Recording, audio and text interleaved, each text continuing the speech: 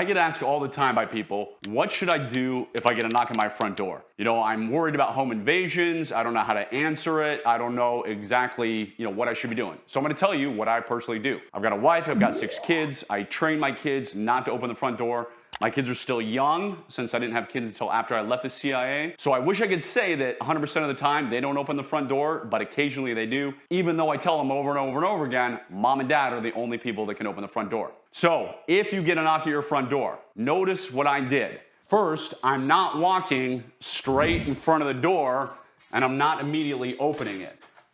My first job out of college was as a police officer, then I joined the CIA. I also do a tremendous amount of private security. So old habits die hard, where most likely you don't have to worry about a home invasion guy shooting through a door. Pretty unlikely. So unless you're police, on the police department, SWAT, etc. But like I said, old habits die hard. So I'm gonna come here at an off angle. I don't ever feel any need to open the door. I don't ever have anything delivered, and besides our close friends who I know are coming, we get very few visitors. So all my mail goes to a UPS store, mailboxes, etc. type of store. So I never ever have any deliveries. So if somebody knocks on my door, all I do is come and say, hey, who's there? Can I help you? A lot of people can't handle this. They're like, oh, it's so socially awkward, or I feel rude, or whatever. Get over it. Your safety is more important. We know that criminals knock on doors pretending to be FedEx, pretending to be selling magazine subscriptions or whatever they're doing because they're casing a house. They're saying, let me see who opens to see if they're gonna be an easy victim or to see if that house looks like it has a lot of fancy stuff in there. So don't open for the door and don't be afraid of that societal pressure. So I come up here, I say, hey, who is it? How can I help you?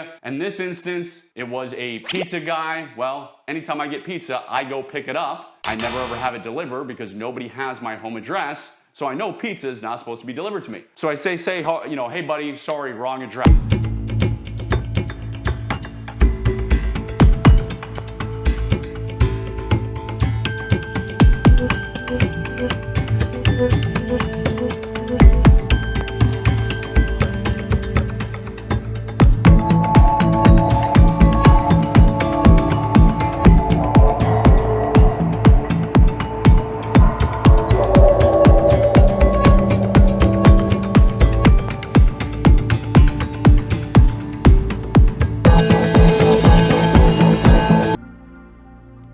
In this case, we did many scenarios. Scenario number 1 was, I have a gun, criminal has a gun. We know, unfortunately, that during home invasions, there's a very high likelihood that they're gonna have some type of weapon. Maybe it's a gun, maybe it's a knife, maybe it's a crowbar, who knows? The good news is if you have a quality door and you use your deadbolt and everything, it's gonna take a while to kick down that door. Ask me how I know. So in this scenario, we left it unlocked just to see how fast-paced it could be. But in real life, if your door's locked and your deadbolt's locked, it's gonna take more than one kick. I promise you that. That will give you time to get to safety, to get in a more defensive position. Now in my case, since it was unlocked and he came through immediately, I've got to draw my gun and come out, and somebody asked me, hey, in that situation, one of the people hanging around today, would you shoot the guy?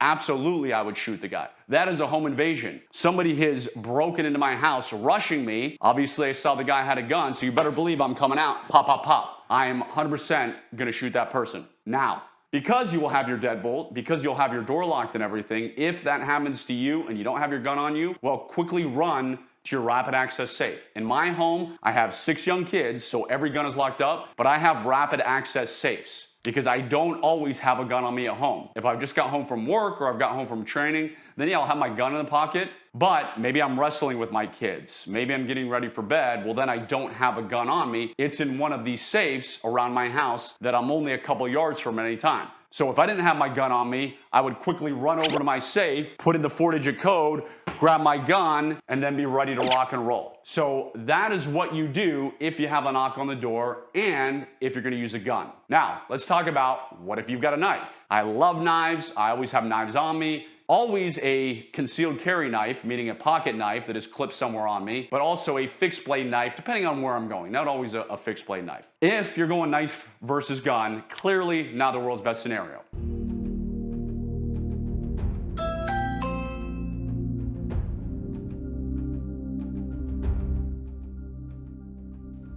Who is it? For whom? Bob. What's the last name? Bob Phillips. Sorry, I think you got the wrong address. Get back! So in the knife versus gun thing, I still approach the same way. I still ask what's going on. You know, I'm not 100% in front of the door. When he broke in, my role player is skilled. He knows what he's doing. So he knew how to try and block me, how to protect his gun and everything. Most likely, your knucklehead criminal breaking in is not going to be that skilled and is not going to be prepared for a homeowner to come out with a knife and knife him.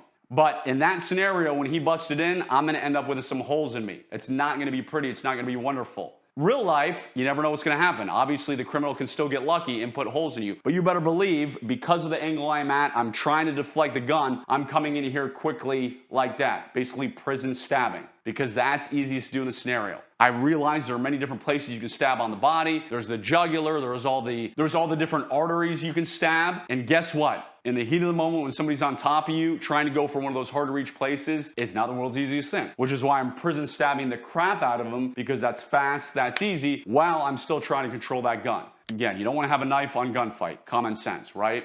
Okay, let's go to the third scenario. Empty hands, right? Still approach the door the same way, still do everything the exact same. He busts in, he's got a gun.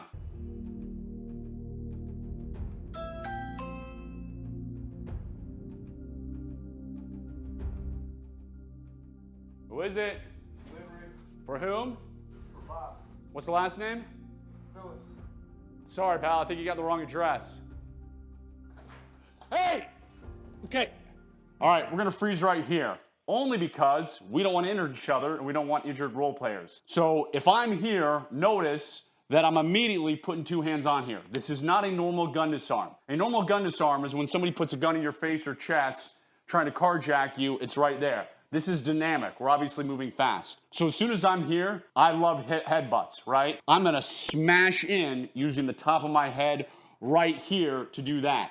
I'm gonna control his hand, his gun hand, with both my hands, because that gives me a lot of options. I can come in here and smash the dead leg, which doesn't obviously feel good. If I get to growing, again, we're gonna be moving around, so it's not like we're gonna be in this exact position. I'm gonna do a lot of headbutts, I'm gonna do a lot of knees, holding this gun the whole time, making sure it's to the ground, and then it never ever points at me. So that's how you get out of this situation. It's not a normal gun disarm, and I'm not gonna have them point them at me, where you're grabbing it and you're doing what I've shown many, many times, because this gun is moving around very, very quickly. It's not some guy just sitting there, hey, give me your keys, give me your wallet, give me your etc., where you have time to do a traditional gun arm. So make sure you make that distinction. When somebody busts in, you want to control both those hands and just make sure the gun is not pointed at you or anybody you love. Going back to my skilled role player, he knows how to hold that gun, he knows what he's doing.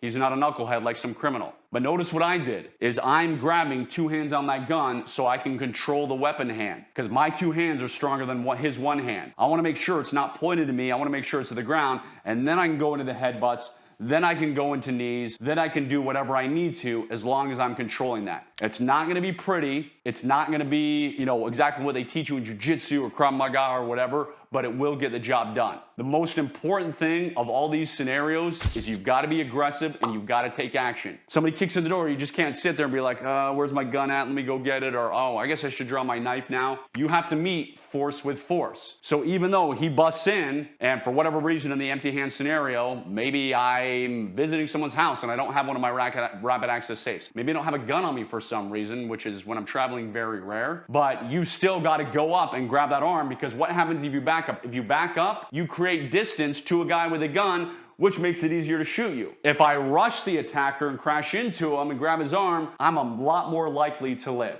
So probably the most important thing I can tell you for this particular home invasion scenario is don't answer the door, talk through the door, and have a weapon handy close by. I have plenty of special forces buddies, and they will literally tape knives above their door here and knives to the side. They have those, some of them actually tape them, but they're single, no wife, because no wife is gonna allow you to do that. But some of them have those metal kitchen strips that, of course, you've seen in the kitchen. They will put those metal kitchen strips up here, and they have nice fixed blade knives, so they can just go ahead and grab one, and a knife is close by all the time. Figure out what works for you, protect yourself, and have a plan, because home invasions are not gonna get any less, unfortunately.